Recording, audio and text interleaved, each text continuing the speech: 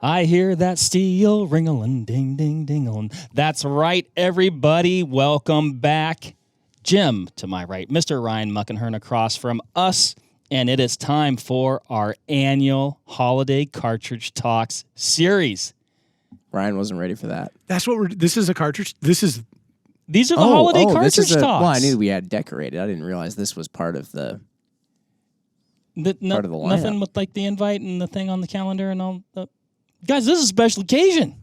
Holy buckets. I mean, I guess, Wake up. It Hold is on to your butts. It is appropriate. The holidays, they always sneak up on us, and apparently this snuck up on you guys as well. Can you believe it's here already? No, it's No, great. as somebody who wishes we had these things throughout the year, I'm elated that we're here. We have these things throughout the year. He's right, you know. Should we talk about the first cartridge we're going to talk about? We should, because Ryan has bigger, more important, better things to do in an hour. Yes, this is. Yeah. We've been instructed. Not me, by the way. Not this You. Ryan. Oh, it's the other Ryan who has a heart out? Yeah. Oh. I think. Well, Nope. then it is Nope, indeed he's shaking his probably head. much more important than Apparently whatever it's- we have. It is me, I guess. No, it is you. You're the problem. Oh, That's what I've been told. Oh, Dang rats. I feel like a real rotten apple. Guy, I feel like what a start. We're knocking the dust off with this one. Yeah. We're a little discombobulated. Yeah. I'll tell you what's not discombobulated, the cartridge that we're going to talk about today. I started to say this one is very near and dear to my heart. I feel like it gives me and comes with somewhat of a level of vindication in some way, or maybe validation. Why do you think I was stalling? Validation. Today, everybody, we are talking about what we are affectionately calling the 300 Super Wisdom. Now, Ryan, Or the Swism. the Swism, yeah. Ryan, we did a Cartridge Talks video We did. where we built what we have on the table here, which we believe is the ultimate long-range hunting rifle. The base case for what we've done here is the 300 Wisdom. I know that this is a video as well. So if you're watching this on YouTube, then this is a video as well. So I don't want people to get mixed up. There are two semantics. You should watch this one on YouTube, too. It's a great listen, but it's going to be a better watch. Okay, so there's this podcast, Yeah. which also has a video, as always. But then there is another There's video there's an where you guys are episode on of the range shooting stuff. yeah, Got it. building the Ballistics gel rifle. and things. Ryan, I guess we didn't video loading the cartridges themselves, but these are creations of Ryan and Ryan alone, using some very high quality components. And it was just such an interesting project. It was. What I thought, this is Cartridge Talks Fully Loaded, where Mark and I dive deeper into the gel. So it it is, but it's pulling double duty here. It's episode 1 Yeah. of the Holiday Cartridge And Talks also series. Jim got invited finally. Welcome. Oh, this is not me. It's you. Oh, here, kill him with this. It's too blunt. That's a little excerpt from the movie Little Nicky starring Adam Sandler. Ozzy shows up and hands him a rock, and he goes, "Yeah, kill him with this." This is my favorite. Anyway, here we are, Mark. Ryan, let's talk about, and some of this, if you've watched the video or plan to watch the video, there's always a little bit of a rehash here.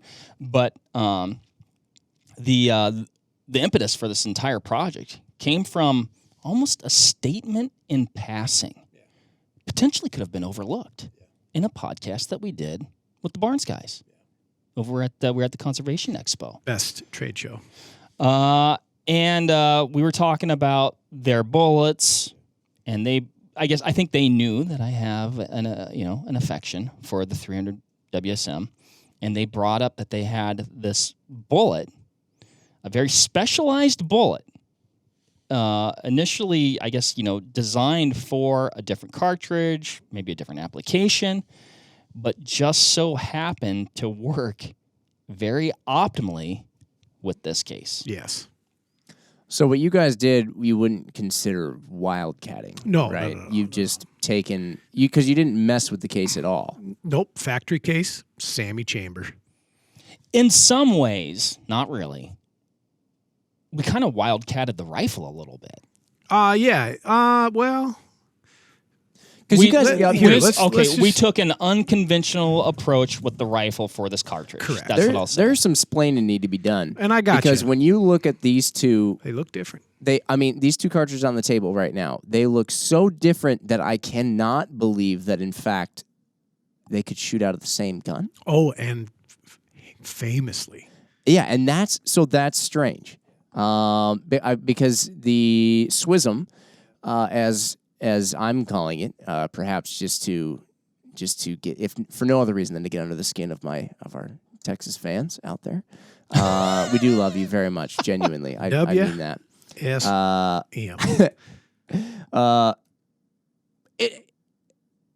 It's like 3/4 of an inch longer. Oh, at least. Yeah. Okay. Well, Ryan, what did we do here? Okay, Yeah, so explain. here's how this came about. Chatting with the guys at Barnes, Greg Sloan and Mike Painter, and we were talking about the LRX projectiles. We started talking about, like velocity operating windows, internal geometry. As Mark had mentioned, I brought up the 212 as a really cool bullet that is somewhat displaced. We should say that this is the 212 Bore Rider LRX. Yeah, and very special bullet. And we were talking about just that, like, interesting bullet, how it's very unconventional. And by that, like, typically speaking, if you held a bullet in your hand, you'd have some geometry, which we did touch on a podcast before. We'll call it ogive, shank, and then like healer base. And generally speaking, with modern projectiles, your shank is caliber diameter. So if we said you had a 30 caliber bullet, you'd measure your shank out at 0.308. And part of that is true with this particular bullet, except the surface area that contacts lands and grooves of your rifling with the Bore Rider is remarkably shorter than a typical bullet. Insert name of bullet here. And the rest of the shank, as we would conventionally know it, is undersized. And the LRX Bore Rider is about a 0.299. So we have this very, very short raised section of shank just forward of the boat tail rebate. It's approximately 0.30 inches long. That's caliber diameter. The rest of the bullet is 0.299. Until it gets to the ogive, in which case it obviously goes to a point. Yeah, and then smaller, right? Yeah. So the part of your bullet that would be what we would call bearing surface on a conventional design is not bearing surface on this bullet. Only a very short part of that bullet is bearing surface in contact with the lands and grooves. I mean, that's essentially, and I don't know. You can see it when you look at it up close. Little band right about here. You can call it a driving band or whatever you want to call it, I suppose. What makes this neat is this comes into the chambering part of this. If we were to have a full diameter shank on a bullet of this length, the throat would have to be extended inside of that chamber exceptionally. Like we would be stacking on, almost like Jim had mentioned, probably 3/4 of an inch of throat into there to allow that bullet to chamber and then fire. What this does is disqualifies you from using anything else not loaded to that cartridge overall length. The novelty here is that this is a SAMI chamber. The eclectic part is, one, unconventional bullet design, right? So there are very few Bore Rider style bullets in existence. And then two, it's a long action for a short action case. Right. Conventionally. Now, we're loading to a cartridge overall length that requires a long action be used for proper facilitation of feeding and ejection of a live round.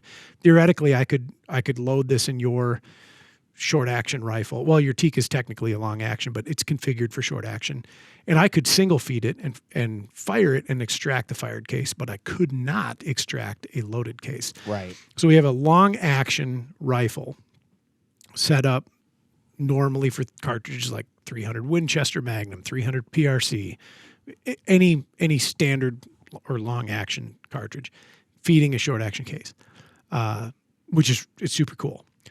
And when we were talking about this, like I knew this bullet existed and I knew this bullet did some very interesting things, but there's so few cases, one, that handle it appropriately, and then two, rifles, internal box magazines, detachable box magazines that can couple and harness all this horsepower and like make it a user serviceable solution, something that you would carry and hunt with normally, like you would expect to feed from a magazine. Exactly. Yeah. Yep. And so really, like right now, the bullet, if you see it loaded, which to my knowledge, there is no factory offering outside of like a couple of boutique ammo shops, it's going to be in a cartridge like 300 PRC, 300 Norma. You could go 300 Rum, but you end up with this huge cartridge. Yeah, because those cases are obviously notably longer than the 300 this. Wisdom. Yeah. And then you're sticking the Sport Rider way out of it. And so, like, when you're just to take a brief aside, if you're watching this, which again, like we said, we suggest that you do, and you've seen conventional bullets loaded in cases, you would think that all we did was like just took this case and just took a 200 grain projectile and just like set it in the neck. And kind of. But I mean, kind of did, but in fact, this is actually loaded, and this bullet is like, I mean, it is in place where it should be. For those watching, just adjacent to the 300 short mag here, I've placed a factory 212 grain Hornady ELDX 300 PRC next to it, which is not much. I can give you a COAL measurement. I can tell you right now, the 300 Wisdom is 3.463 inches. That's a difference of like an eighth of an inch. The 300 PRC is 3.630. So it's nipping at the heels of cartridge overall length of what the PRC is, just under. Yeah. So can you imagine if you put that cartridge in this thing? Yeah, you'd stack a considerable amount of distance on here. So again, backing up to the original podcast with Barnes, when they had mentioned the Bore Rider and then said the words 300 Wisdom, like a tiny puzzle formed above my head. And the marriage is perfect. If you go back and watch that podcast, you can watch that happen. Because I remember looking at you and watching like the light bulb actually the DVD go off. box that bounces around Ryan's internal screen finally met up perfectly with the corner. That's exactly what happened. and at that moment, I realized like the 300 Wisdom is the perfect vehicle for this projectile, like the perfect fitment for it. Because I'm not hitting like a CIP length magazine where I now need to have this gargantuan magazine. I'm reaping the benefit of the projectile, which we're going to get into here in a little bit. I'm using a piece of brass that is commercially rather available, very strong case. If you've never loaded 300 short, it's one of my favorite cases to work with, and I'm not using gobs of powder. Well, and what are your thoughts on, like, people say, oh, it's got a really efficient powder burn as well. Do you think there's merit to that? Kind of, yeah. So the more I'm monkeying with these smaller format cases, the more I'm appreciating that statement. And like I've said before, there's no replacement for displacement, right? So my Speed Demon cartridge, my fastest ever is my 300 Weatherby. Mm-hmm. And I guess if you're looking at models of efficiency, it's the worst. But I do just absolutely wild things with it. And it comes at the penalty of large quantities of powder. And you can unlock... And recoil. Oh, yeah. You can unlock that performance value, of course, when you start putting a ton of propellant underneath a bullet. Is it that big of a deal? Subjective, right? I do like working with these smaller powder charges and achieving pretty phenomenal results with them. And a great case in point is my 6 ARC that I've been working with for about the past year now. I've had the opportunity to kill 2 critters with it. Every time I shoot that thing over a chronograph, I'm astounded by like the novelty of letting the case do its job and letting the bullet hang way out. And like, why haven't we been doing that from the get-go? You know, and it's an interesting and compelling thing. So, as a descriptor, also when we did that podcast, they described this version of the 300 Wisdom loaded with the 212 grain bore rider as the poor man's 300 Norma. Yeah. But you're also getting performance approaching the 300 Norma Absolutely, you are. without kind of like 300 Norma Things, things. by that is somewhat proprietary bolt face and an action. So your action options are very limited. Very expensive brass, very large powder quantities, not that much velocity increase. Now, I've not worked with the 300 Norma in this projectile, so I can't tell you what I think we can get it to do. I have shot somewhere to the tune of 220 of these Sure. 212 LRXs with this case, and it's hilarious how wonderful it is to work with and how flat the numbers are with it. It's like, let's hope this works, and it did from the get-go. This is a starting load, by the way, and it just brings a smile to me every time I throw a powder charge in it. I mean, the whole thing really is a model of efficiency. Yeah, it really is. It's super cool. Super cool. And I've been so excited to talk about this because we haven't. We've been working on this for months. I don't want to get too far down the tracks here, Ryan. You mentioned, the action. Yep. But we have the rifle here, Yeah. part of this thing. In some ways, I feel like we have, the ultimate long-range hunting rifle, and I guess, the cartridge is part of that. But Which, we built the rifle around the cartridge. And actually, we built the rifle around the bullet in the cartridge. Right. Yeah, the bullet was Yes. The impetus for all of it. all of it. Correct. Yeah. But let's talk about the rifle a Yep. little bit. Pretty cool rifle. Yep. Some really great components. Yep. That I would say at the end of the day worked absolutely famously Yes. because this thing is accurate. It's deadly. Mac Brothers action. Yep. It is a Mac Brothers element. The barrel is a Proof Research 24-inch carbon wrapped Sendero contour barrel. Interesting thing about the barrel too, I'd say most 300 Wisdoms Yep. are 1 in 10 twist. Likely. This is a 1 in 8. Yes. Like we selected, Ooh. and that is what was going to make this work. Yes. Yeah, that's important. We've got a Manners EH1 carbon fiber stock.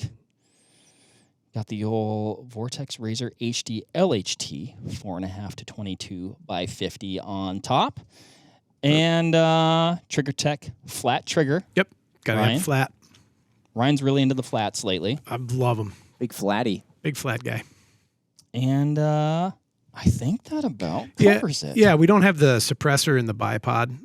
Yeah. On here, so we were running a Spartan Precision bipod on there, and then a Mac Brothers Zenith suppressor. So there's a little bit of Mac, a little bit of. You've Little really bit of liked manners. everything from Mac Brothers I'll tell you what. as of late. I hadn't heard their name until 2 years ago, and Yeah. then you started talking about them a lot. Not to say that they didn't exist until 2 years ago. No, but they've been a huge kind of behind the scenes industry manufacturer, like an OEM, coming out with some spectacular products that if you're into this kind of scene, you've probably utilized components that they've built or patents that they hold or job shopped for huge names in the industry. Some really, really cool stuff. And then, of course, they've got their own house brand. So the action and the suppressor, specifically in this case, are Mac. And then, as Mark had mentioned, that Proof barrel and then that Manor stock. And this is kind of a culmination of Mark and I curating, like, what would we run if we were going to build a rifle setup specifically for long-range big game hunting. everything you described up until this point, it just sounds like slapping together a precision rifle. So More or what less. was the weird thing? Is it? I for the listeners out there, what was the weird thing that you did? Because you said you, Mark, you almost even suggested you wildcatted the gun a bit. Does that have to do with the fact that we've got a 300 Wisdom, but we're using a long action in this magazine? I mean, that was it. And I knew when I made that statement, it was a very loose parallel, but essentially just Well, kind but of I mean, doing, again, like you said, using a long action for what would traditionally be a short action, which I would say at the, I guess, the inception of the 300 Wisdom, like the short action, the short bolt throw, be able to chamber that second round. rapidly because of that short action and short bolt throw was an attribute that was touted heavily. Yeah. I'd say something that I bought into, but I do think that's a real thing. Like, you can really rack that second one fast with a short bolt throw. I will say, and I was just talking about this earlier today, we were talking about 300 WSM versus just your standard 300. I customized that Tikka. Ryan, you and I podcasted about that the other day. It's not like with that essentially standard length action of the Tikka. When I've been running that lately, I'm like, what is this long bolt throw? How can I put up with this? So It's really not that big of a difference. Like if it's not. we're in a dark room, maybe and then just handed a rifle and ran the bolt, like maybe you could tell subtle, but I mean, It's never been an imposition for me. No. Yeah. So I guess the looming question is, well, what the hell's the big deal about this bullet? And what Mark and I have as hunters and shooters, and then what we have as podcasters experienced is you can't really have it both ways with bullets. Maybe you can, but it seems like not. In that there's not often a phenomenal close range option that plays really well at long range. And by that, I'm talking about bullet integrity. So when I hit something with structure, bone, or if I've got to do, like a lengthwise shot, we need a ton of penetration and Like a closer shot too. yeah. And like a lot of people are like, man, that guy talks about penetration a lot. I've taken some big fan. Yeah. Taken some hard angled shots on critters that one with bullets that are designed to do it. And it always works famously. And two with bullets that aren't. And oftentimes I have a mess on my hands that I have to sort out. So what I do like is I like a bullet that I'm not necessarily targeting my entrance point. I'm targeting my exit point. And I can drive a bullet through. Mark, you said something really impactful one time. What if that elk had been feeding all night and morning and had a gut wad full of twigs and dense fibrous vegetation? And your opportunity is punching it through that. You and I have been there recently on game animals this season. And, there's going to be a subset of folks who are like, well, wait for it to turn broadside. Great point. I would love to. Sometimes if I'm on an out-of-state hunt and I'm like not an uber wealthy person that can just do this at a drop of a hat, like that's my opportunity. Right. My opportunity is a quartering away opportunity, and I need to exploit it. So I come loaded. Which to me, with the right bullet, is the absolute perfect opportunity. Sure. Yep. I need a projectile that I have the confidence in that has a predictable nature to it that I can say, yep, I'm going through there to get to the other side. And the pronghorn I killed this year, that was my opportunity on that buck. Yep, I could have hunted several more days and probably turned up another one. I'm sure of it. But that was my opportunity. 286 yards, very hard quartering shot. And if I hadn't taken him at that, he would have been one, outside of my range envelope and comfort zone, or two, he would have slipped into the draw I predicted he was going to go into and follow out the rest of the herd, never to be seen again. Now, do you think, to some extent, though, like you're talking about that pronghorn example, right? Wildly different cartridge. Oh yeah, right? Certainly. Same bullet technology though. Same bullet technology. Yeah. But I'm saying like you were running your 6 arc. Yep. Right? So you're like, okay, that's, a lot less powder, 95 grain bullet versus like, I'll say even like, I've got this 200 grain ELDX on the table here, and we'll talk about that in a minute. Like, I've got no qualms about taking a hard quartering shot on really just about anything. Yeah, there's a lot of mass bullet, there, right? A lot of mass. But that changes a little bit with like a 6 arc. Yeah. Oh yeah. Yes. So you defeat that problem with mass in the equation, Sure. right? But I still feel that it holds true, mass aside. And I come to that having done an necropsy or two in the field. And my most spectacular example is a Berger. It was a 210 VLD fired from a 300 rum. And I think the shot distance was like a $140 or $145, somewhere in there. 8 inches-ish of penetration before catastrophic core jacket separation, 0 bone contact. I actually have not figured out to this day, like, what was the definitive mechanism of death in that animal.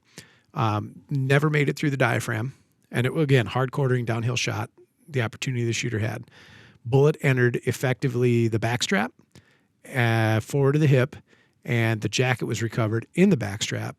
The core was nowhere to be found, somewhere in the gut pile. That's as far as it went. It never. What animal was it? Pronghorn. Oh, Never perfed the diaphragm. Did not hit the spine. I presume that the impact energy and velocity simply pressurized the cerebrospinal fluid and hemorrhaged the brain. And ultimately that was what killed it, because it was dead right now. And so, can you imagine if you just stunned it and then it woke up on the operating table? right. Yeah. And so, like, I've had that dream. I've done this a number of times with a number of different projectiles where I'm looking at penetration that maybe wasn't absolutely required. Like, I have a dead critter in front of me. I'm cutting it apart. The bullet worked, but I'm measuring penetration in inches, and then I'm seeing radical core jacket separation. And another fantastic example was a 6506 AI, 199 yards, pronghorn. I couldn't quite touch the heel of the bullet from the entrance. Frontal shot. And I'll tell you this much, the bullet never made it to the heart. And very high velocity impact, so 3150 launch velocity. Bullet never made it to the heart. Critter was dead, and I can explain that process. But to me, I'm asking a little bit more from the projectile. I would like that thing to deep core drill while destroying everything in its path. That's what I want. And we've talked about this yeah, before. I mean, yeah. I by and large subscribe to that same theory. Like, I want a lot of weight retention.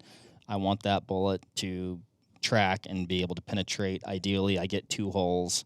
That's what I'm looking for. So because of my thought process and that being right for me, the bullets that I select, predominantly Barnes, are wonderful within an operating window of velocity, and then abysmal once you cross that threshold, because they are mechanically a spectacularly tough bullet. They require impact velocity to function and to operate. Yeah, because otherwise you're just poking like a Yep. small hole. Correct. Now, I will caveat that a little bit. When you run the numbers with most, cartridges, you got appropriate bullet out of the appropriate cartridge. More often than not, the scenarios a hunter is going to encounter in Sure. the field, you don't have to be worried, well, I don't know if I'm going to get expansion. I agree. You know what I mean? Like, I generally agree. that's happening at a distance where I'll say this, have I engaged animals probably beyond that threshold? Handful of times. Yeah, but right. you have. But I have. And a lot I'm of just saying, times, like, for a lot of people, yeah.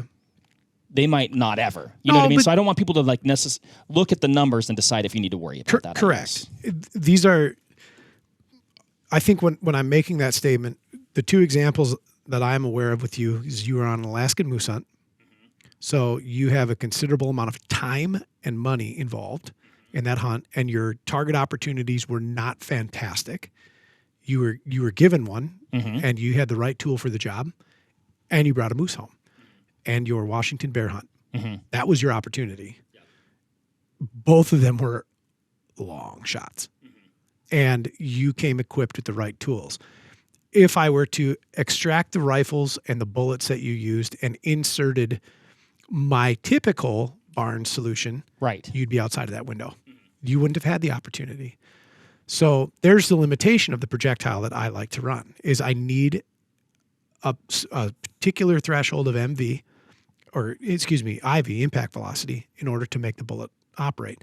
And so that's been the caveat with them. Generally speaking, you're not appreciating the long range performance that you would out of a bullet. For contrast, the ELDX, which we also have on the table here. And so ELDX reigns supreme when we're shooting at things far away, right? And it's a famously accurate bullet. And it's one that often I'll benchmark. Like, I know if I can get my gun to shoot an ELDX, I can go hunt it, And cool.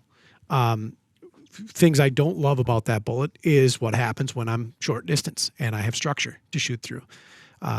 Everything I've killed with them is dead. I have consumed them all.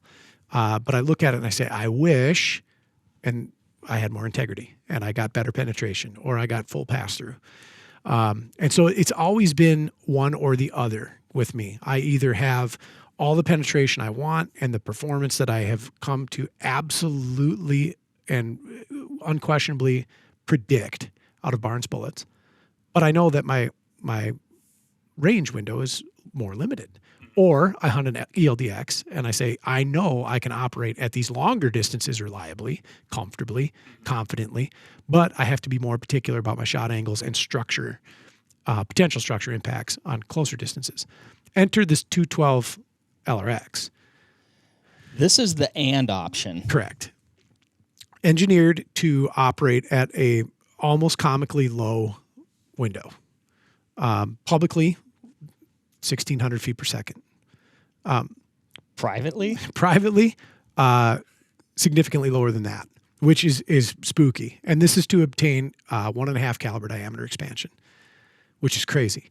Pair that with a BC of 0.705 on a G1. I'd have to calculate the G7, which is actually a more appropriate ballistic for To it. use a word you like to use often, Ryan, bonkers. Yes. So super high BC, super low velocity window, super high integrity on impact. Result is, in my opinion, the perfect bullet, or as close to it as you can get. I've always joked with those guys, and I've been shooting those bullets now for 20, I'm going to say, how old am I? 36, 20 years. If you could make one with a BC of 1 that had a minimum velocity expansion of 1,000 feet per second, there would be no better bullet. That's an impossibility, of course, or so as far as I know. Maybe they can. But this is as close to it as you can get. I can tell you this thing is going to do what I want it to do at close range and as far as I would ever Yeah. even contemplate shooting at a critter. This bullet, LRX technology, Yeah. right? Yep. Also, Bore Rider. Yes. They make LRX bullets that are not Bore Riders too, right? Correct. So it's those two do not necessarily have to always be one and the same. Ryan, we've talked about what this bullet is, but we haven't talked about what it doesn't have that some of the other Barnes bullets do. Sure. Relief grooves cut into the shank. Do we even have an example behind you there that you can grab? It'll be Yeah. mushroomed. Should be a 223 right here. That would have been the only other Barnes that we fired. Yeah. So here's You're a gonna be able to see on that. yeah, here's a 223. We'll put it in front of this camera. I'm looking for cameras. Maybe Ryan put it on the scale. Remove this pan. Set it on the scale here. You can see the relief grooves cut into that projectile. That weight is not correct as you're looking at the scale. I pulled the pan off. But those relief grooves allow a couple things. One, we're reducing bearing surface, ergo friction. And then two, we're allowing a channel for copper to flow and deposit rather than on your bore. Critics of the bullet say they foul out like crazy. Not been an experience that I have had, having shot many, many, many, many hundreds of them. So a question that I would ask that I don't know, the Bore Rider compared to like a more traditional Barnes bullet, is it more prone to fouling? I'd have to do a calculation of surface area to figure out whether there's less, more, or otherwise. Here again, like, it's never been a problem for me. I've never had a gun give me an indication that it's choked with copper. I should say more or quicker than if I was not shooting them, right? And like the whole bore fouling thing, I think a lot of that has to do with surface finish of the bore, and then loading practices, firing schedules, etc. Like for instance, the Tikas that we have down in the range, 6,000 plus down the bore, and they were still shooting sub MOA, not cleaned one time. That's the answer. Yeah, and I think to start, we had a good bore to start with, Sure. and you know, they held phenomenal accuracy. They fell off at the end, right? So once we got over about 4,000, you could definitely tell that they were starting to change behavior quite a bit. But these famous bullets, right? So again, I'd have to figure out how much surface area is on that driving band on the LRX relative to whatever another 30 caliber tip triple shock or LRX. Do the math. It is figure it pretty out. crazy how much less. I mean, how visible it is when you look at the engraving. alucoric obturation Yeah. of the engraving of the rifling into the bullets. I mean, looking at one that has a more standard shank here that's longer, and you can just see the rifling cutting into the shank over. I mean, the whole length of the shank there. Whereas with this one, I mean, you just see it cutting in that small little band, and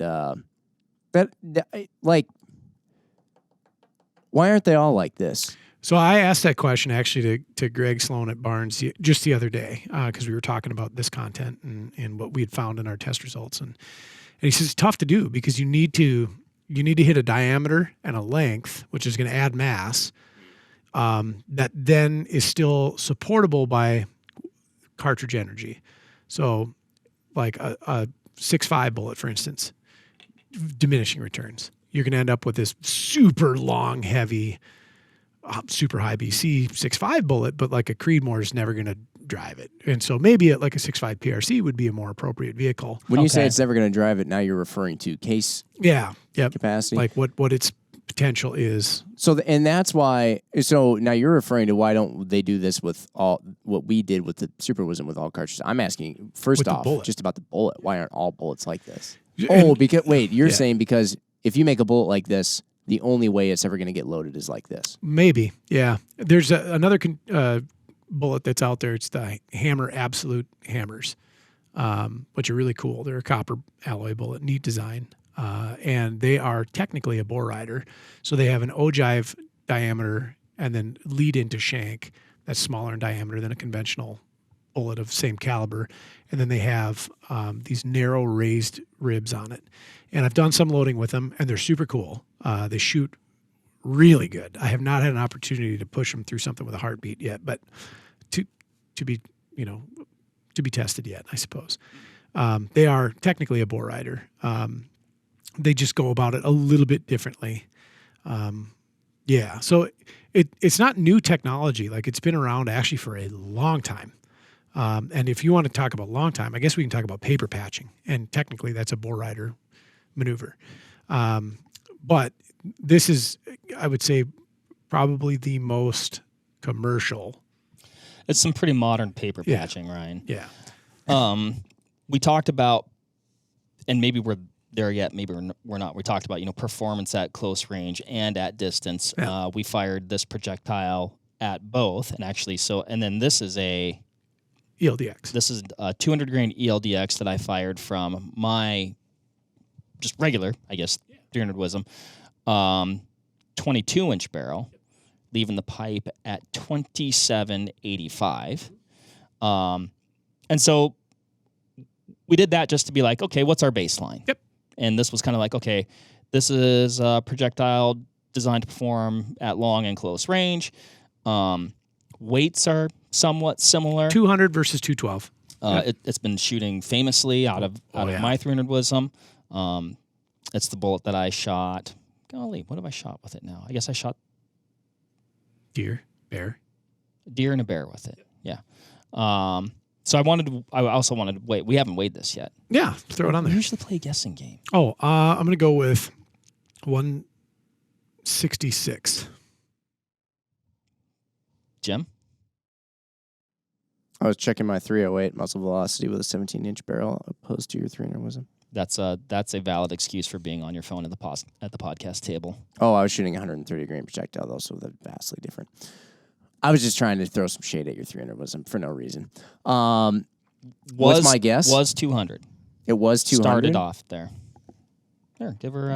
What did yeah. Give it a. I said 166. I'm gonna go with 152.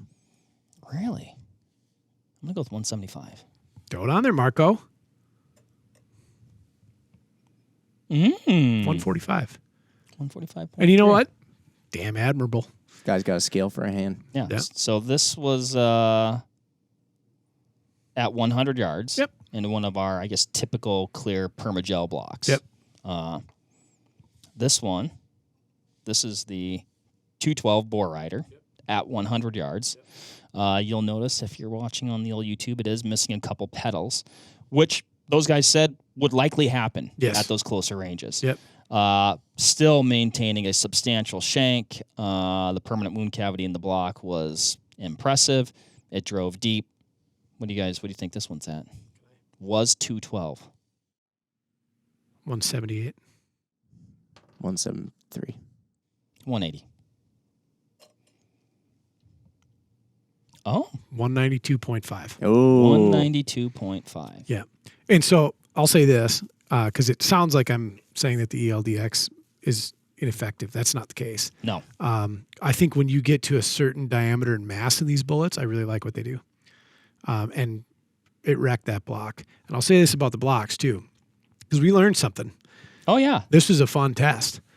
We've been shooting Permagel now for a couple of years, and it's worked really good for us for depicting bullet performance. One thing that if you're viewing on the YouTubes, you simply cannot see is permanent wound cavity. On either side, cup and core or copper, whatever. You can see a little bit of it, but you don't get to see the whole picture. It doesn't show up as well. And with the coppers especially, because there's no like detritus coming off the bullet, and there's no like either lead vapor, smoke, whatever it is, or particulate, it does not show as impressive on film as it is in real life. Same thing with the cup and core bullets. You see some of it, but you don't see all of it. Mm-hmm. Like it's always bigger than it appears, either analog. So cup and core or copper with Permagel, I'd say you're getting, Mark, throat punch me if I'm wrong, 75% of the depiction of the actual. Tough to say. Yeah. We've thought about ways that we can better highlight it by like injecting a dye, because that gel, being as clear as it is, when it closes back up, like if you have a fissure that it comes in contact with, it effectively becomes an invisible wound inside. Like material has to be cast throughout it, and the cup and cores do a really good job of that. You see that black kind of smoke going in there with just lead, or you get larger pieces of lead or copper jacket that deposit throughout. You see a better three-dimensional representation of the wound channel, but not all of it.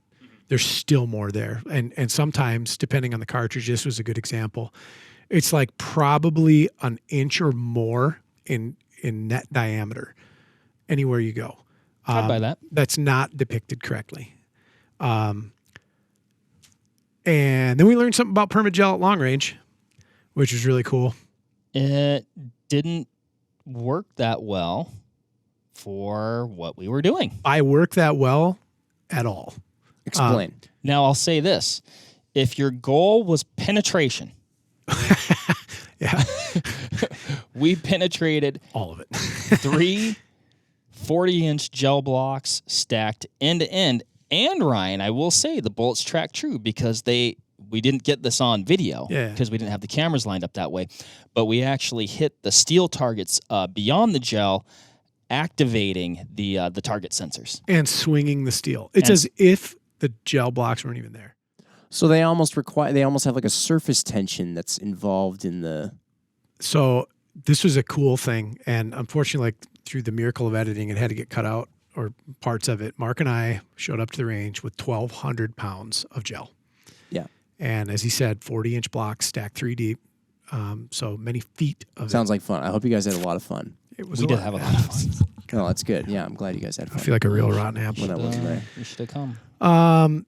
When we shot the gel, and that was at a distance of, I think, about 800 yards, that bullet just, when you watch it on the high speed, it was just through it. Like Laser beam. It did not even hesitate. It zipped through it. And immediately it's like, well, that was a complete and catastrophic failure. Like that test just absolutely disproved everything that we were going for with this. But I'm sitting there and I'm like, no, this is just atypical, because we were well above the minimum threshold. And I'm talking 0.0 expansion, 0.0. And I'm like, there's something else afoot here. The bullets looked like you could nearly reload them again. Correct. Yeah. for real. You didn't catch them though? in the bank, and we caught one that took a squirrely route due to attack angle, and they were just whole. Wow. Yeah. And I thought it was hot that day. I think it was in the upper 80s or the low 90s. And if you're shooting ordnance grade gelatin, you get an hour of runtime out of that stuff and it melts. Meaning there's more liquid involved in the production of that product. And these bullets, their premise of function is on hydraulic force. So the cavity is invaded by liquid. And in the case of an animal, we're talking about like liquefied adipose tissue, so fat, or liquefied tissue of some kind, blood, and it fills the cavity and it deploys these bullets. And that's been the whole function parameter since I began shooting them. Right? They use hydraulic force to initiate expansion. And I'm sitting there touching this block, and I'm ripping chunks of it off, and I'm rolling it in my hands. And if this was ordnance grade gelatin, you would end up with lotion. Like it would dissolve into a liquid if you do that. This stuff loses no shape. I said, that bullet is hitting the block. The block is splitting in front of the bullet. And it is simply driving through it without force. Do you think the bullet was actually even contacting, or was it the aerodynamic, or was it like the air pocket in front? It was like creating like a pressure curve in front of it. I think that's what they do. I think that's what allowed it to drive through it. So Boardman goes, "This is the greatest thing he's ever done," and I can't overstate. That's saying something. No, dude, Well, this is huge. I think it is saying something because it's really not that big a deal, It- too. Mark, I would have gone so many different directions with this. None of them would have been as correct and as perfect as your example. Mark says, let's go get a 1 gallon Ziploc bag and fill it with water and tape it to the face of the block. And so we took about 20 ounces of water and we poured it into a 1 gallon Ziploc, and then we let the air out of it so that it was about an inch of water. And we took saran wrap and we wrapped it around the block. So we have this 1 inch layer of water. Yeah. And then we shot the block, and the bullets expanded in full in 1 inch of water. And when My God, it worked. I mean, immediate expansion. In fact, Mark, what we it's could brilliant. see, which was kind of interesting, what we could see when we did it but Yeah. actually you kind of don't get to see it when you shoot just a block where Yeah. it does expand. And Ryan noticed this. So it hit the water, reached full expansion, and then once it hit the block, you could see the pedal signature on the edge of the block as it went in. this little 4-leaf clover. Mark, your genius is showing. Well, what made me think of it, though, Ryan, is going back to that original podcast, which to me was incredibly interesting, and I'd suggest people go back to it and give it a listen. But those guys talking about, when we've done testing, talking about the hydraulic force principle in which they operate, and like, we've shot something as little as a cherry tomato with a high-speed camera, and they're getting full expansion with a cherry tomato. That's crazy. Okay, well, what is a cherry tomato made of, essentially? Water. Water. A lot of water in there, right? And so Vitamin A. there you have it. Then that was kind of one of our kind of proof of concept, because here's what I'd say. When we were getting the result, that number one that we didn't expect, neither of us at any time were like, there's something wrong with these bullets. Like, Oh yeah, they don't work. intuition, we're like, okay, from the bullet's perspective, like, this is a case of it's not me, it's you. Yep. Yeah. So then we got some ordnance grade gel.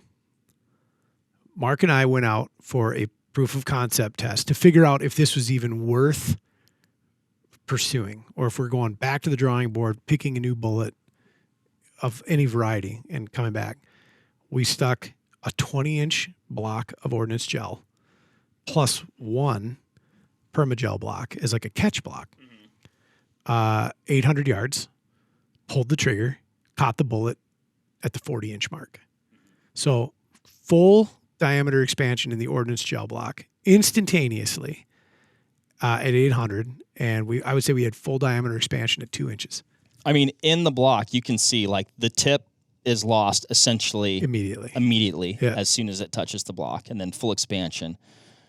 Very solid permanent wound cavity. Huge. I would say actually, and I do think that the ordnance grade gel, at least initially, shows that a little better. Oh yeah. Yeah. Yeah. From the spotter's perspective, Mark shot the block and hit it, and all I could see was just white. And it's like when you like break a windshield and you just see this white scatter, and that's permanent wound cavity forming. And it was just like the whole thing. And it's like, we have to go down there right now. Drove down there, and it just pile drove through there. Wow. And then we caught the projectile at about 20 inches into the permagel. Full straight track through. And then we shot it a couple more times, replicated the results. It's like, okay, so, yep, our test medium was the culprit, and this is the solution. There was only one good impact. Like basically, we got that 40 inches of penetration. We're saying 20 on the on the ordnance block, and then an additional 20 into the permagel block. There was only one shot where we got less than 20, still adequate to kill an animal. Yep. But it was a shot where we didn't have them pressed together as tightly, and so I think just that little bit of gap. It had like two different impacts on. Yeah. Mm-hmm. And so then we redid it formally. I goofed up and misremembered the distance that we were engaging the targets. We pushed it to 900. And so when we did the formal test, we were 100 yards further. So 900 yards, replicated results.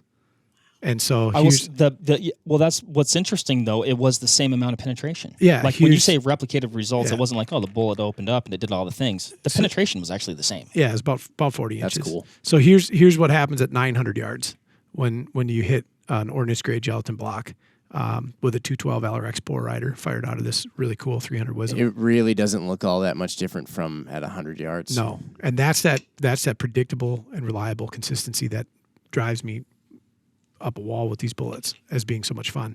So they're all effectively the same. We've lost. Bothered. Oh, I'm telling you, I'm building one of these. I have to.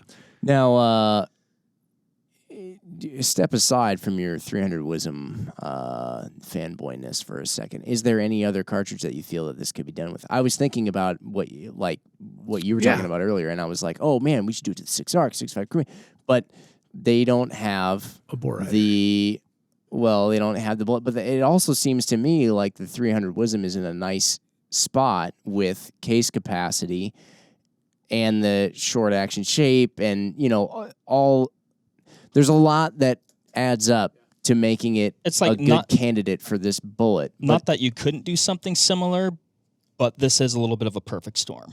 Right. So, like, is there anything else though out there that, like I said, if you kind of step down from your if you didn't mind a CIP length gun, going with a 300 PRC or a 300 Norma. Well, let's say you did. Let's say is there anything else that's basically short like this? 300 short action ultra mag. That's about it. 300. Even 300 Dakota is kind of a big critter. Not really. Not. What was really cool about this was the commercial availability of brass without being eclectic. And even 300 SOM is eclectic because it's no longer produced. The fact that we could SAMI chamber it and still operate it, and if you lost your ammo, ran out of bullets, whatever, fire regular 300 short ammo in it with all the same reliability and performance. This gun shoots standard 300 short unbelievably well. James, go ahead. You don't have to call on me immediately when I raise my hand. It's like a thing that, like, when you're done, I have something. You were the only one raising your hand. He didn't have anybody else to call on. No, I know, but I wanted him to finish what he was talking about. It just, see, now I'm the guy who interrupted. Oh, so the short answer is yes, but no. There's a certain amount of appeal to this for the basement hobbyist that had access to a standard, like, Magnum bolt face action, long action, what you could do with it. Can I ask what I was going to ask? Yeah, go ahead now. I don't know if I should ask it on this podcast in case it's like a really good idea. But and then someone else is going to do it. Just say patented. I can do it. Just say patented. Oh yeah, that's right, patent pending. Okay. Why aren't we sticking this thing in a 300 blackout? Great question. Long and short of it, couldn't it be a fantastic? It would be okay. but it wouldn't. I would still rather shoot either 110 VMAXs, 110 TAC TXs, or on the heavyweight side of things, a cup and core. Because one, you still have to seat to that driving band. That bullet can only be pushed into the neck so far. Yeah, but then couldn't you get more powder in a 300 blackout and then You put it could. through a long action bolt gun and then You could probably run it through. I'd have to do the math on the case. Case is 35 millimeters plus. I'd have to measure it out. You would omit it from use in like an it's AR. not going to get shot out of an AR. Yeah. I understand that. Yeah. Yeah, I could do some modeling on that and figure out what could be done. Somebody here's got a 300 blackout bolt gun. A couple people do. Yeah, I could find out by this weekend. Let's weigh this rascal here. How neat would it be to have a 300 super blackout? 212 grain launch velocity or launch weight. I'm going to say it's 210 grains. Hold on. I'm saying 211. No, wait, hold on. Can I say the same as you? That's a really big plastic tip on. Yeah, you can say the same as me, James. 210, I guess. All right. 209.7. All right. What's that? The Price is Right? Did I just Yeah. play that strategy? Yeah. Here's what I learned shooting this rifle. So we don't have a ton of time left.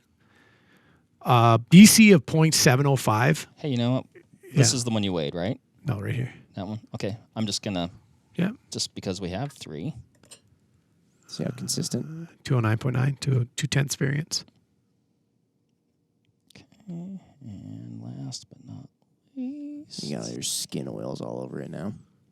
209.8. So Wow. plus Yeah. 1/10 variance. Impressive.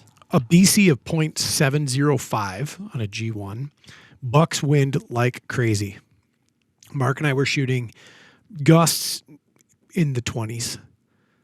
I'm glad we were hitting the blocks. Yeah. It was windy. Yeah. What was more impactful to that was aerodynamic jump. When we had wind differentials at the muzzle, we had more vertical problem than we had windage problem. Once we figured out the holds with estimated wind speeds, we were hitting about the same place with vertical dispersion, but we had such interesting wind differentials at muzzle, mid range, downrange. That was really that was fun. It was super fun. They hit like a freight train when they hit. I mean, even at 900 yards, I mean, They are violent. Shot the rabbit. you know, one thing that I wish we would have done that we didn't. That's it. I wish I would have shot this into Yeah. the block, the ELDX into the blocks We at 900. we should have shot it with this rifle too, just to see, like, let's say you didn't have that ammo and you had to run the 200 ELDX, which is fantastic loading. It would have been nice to know, like, what's your backup? Yeah. Yeah. Mhm. In this we can magazine, still- you can just put regular 300 Yep. Wisdom ammo in? Yep. There's better magazines for it. Right. Did you have to do anything to this magazine? I did. Oh, you did have to Yeah. modify it. There's an out of box solution for it that unfortunately we ran into a time constraint when we were Okay. doing the build and we couldn't do it. And then flawless. But it feeds. I was shooting 190 AB LRs, 165 GMXs and CXs, really crappy soft point loading. Everything fell like sub half MOA.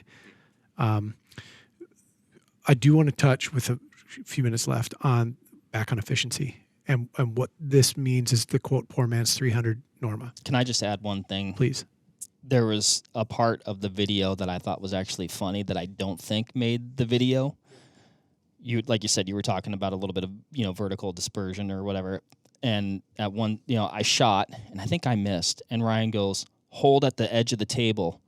And then his next statement was, you hit the table. Yeah. So with 300 Norma, the published loadings for it, the powder charges are in the upper 90s to 100 grains of powder charge. And you'll appreciate out of a 26-inch tube, upper 2900s to 3000 flat, maybe a touch over 3000. And that's out of a 26-inch tube. I'm not going to tell you what powder charge I used or what powder it was. I can tell you it was sub 70 grains by a margin. above 65 but below 70, and we were at 28.30 for an average. SDs single digit, hovering right around a 5 or so, 5 to 6, and at 28.30. So the difference between, for me anyways, the difference between 28.30 and 29.50. And if I'm looking at a delta of above 65, below 70 grains of powder, and 100, that is a lot. And I'm appreciating almost identical performance. Wild. Well, and looking at, at the end of the day, the difference in performance, I'd say, what are you going to be able to do with one that you can't the other? Yep. And it was the starting load, and that was the best part. And so I'm so impressed with how this turned out, from like what we got out of the gun, what we got out of the load itself, downrange performance, short range performance. Immediately I said, I have to build one. Yeah. So I'm taking a little different approach. As efficient as it worked out to be, I'm going with 2 inches shorter on the barrel. I just want to double check my numbers here. The reason I asked if there's any other cartridge you could do it with is because I want one, but I will not. I will not ever buy a 300 Wisdom. I should caveat this here. The 300 yes. normal loads, there are some loads that are in the upper 80s that are approaching that with some powder selections, and actually powders that I would run. So let me back up a little bit. Max charge, published data, 300 Norma, 86.9, 87 grains of H1000, which is a super appropriate powder in that case. So upper 80s, the max charges that they're hitting is like LRT at 100.1, US 869, which is like a damn near artillery powder, 105 grains, and they're getting 3150 out of that 105 grain charge. Knowing that I'm hitting low 28s, and I worked up to 2850 actually was the max MV that I appreciated. It shot no better or worse than the starting load. The only thing I gained was velocity. And that was at a max book charge of a particular powder that I used. It was, so I went with the starting charge. I will say, just to give these ELDXs a little bit more of their due and a little bit more of what I would consider like an apples to apples velocity wise, because I know I quoted that 2785 out of just my standard 300 Wisdom. Yeah. But that's with a 22-inch barrel too, right? So they're published on the box here is 2820. I'd say they got to be pretty spot on there. You had two inches of barrel there. Yeah. I think you're definitely so. approaching Yeah. that. So yeah, they're saying 2820 here. Really came together as a sweet, sweet little concept. I'm excited to. We still got some doe season left. We do. We really. What are we doing? Okay, Why are we here? And not that many podcasts ago, we were like, oh, we should do a throwback pump gun doe hunt. Now we're like, let's go take out the Super Wisdom. We can do all of these things. Oh yeah, there's 2 more doe seasons. That's right.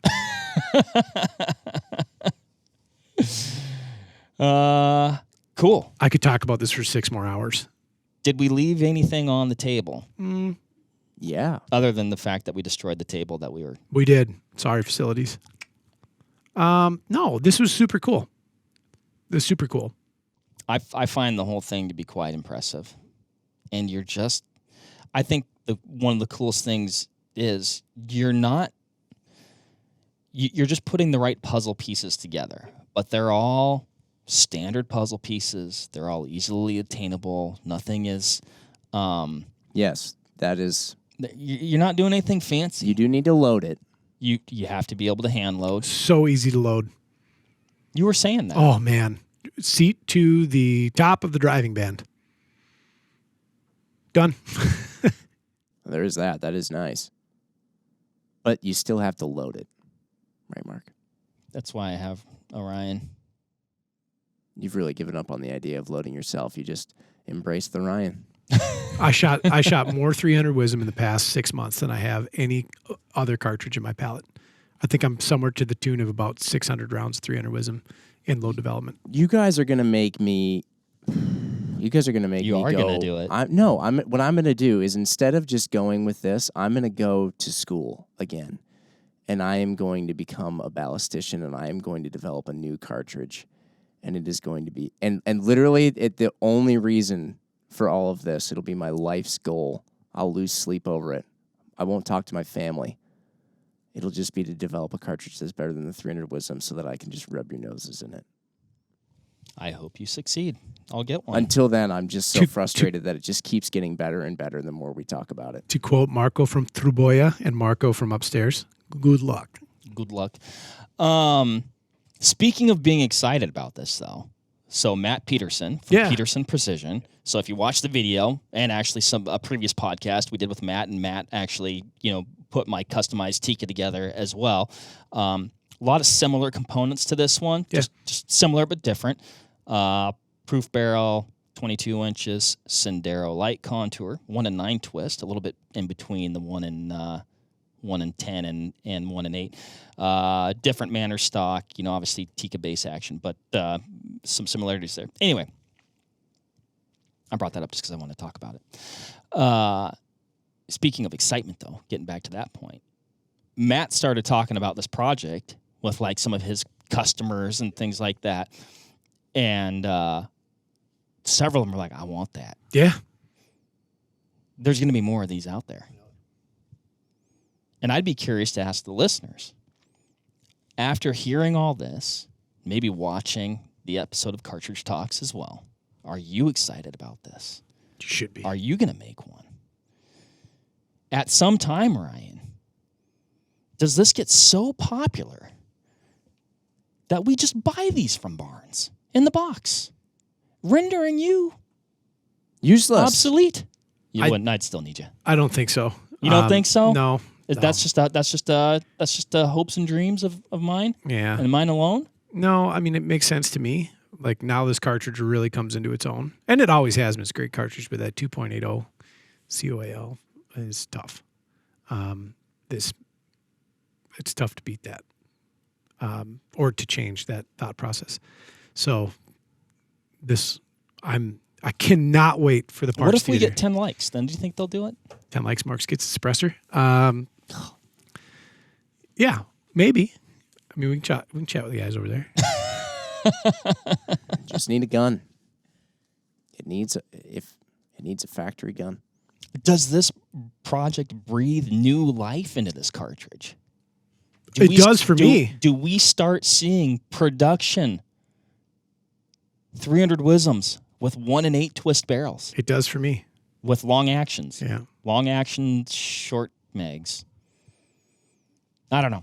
It'll be like the 300 Wisdom Wild. Oh, yeah. 300 WSMW. Is that it? That's it. All right, guys. Well, thanks for coming for this first episode of our holiday cartridge talks. I need to practice my talking. Thanks, everybody, for listening. Happy holidays. Merry Christmas. Merry Christmas. We'll catch you on the next one. See Bye. ya.